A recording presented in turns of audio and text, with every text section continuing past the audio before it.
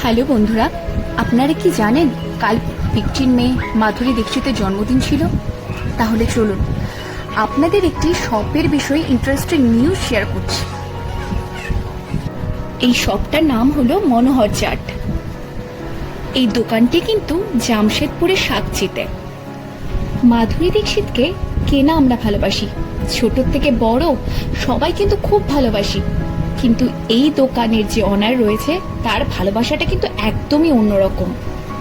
মাধুরী দীক্ষিতের জন্মদিন উপলক্ষে তিনি তার দোকানে থাকা খাবারের মেনু বিনামূল্যে সবাইকে পরিবেশন করেন।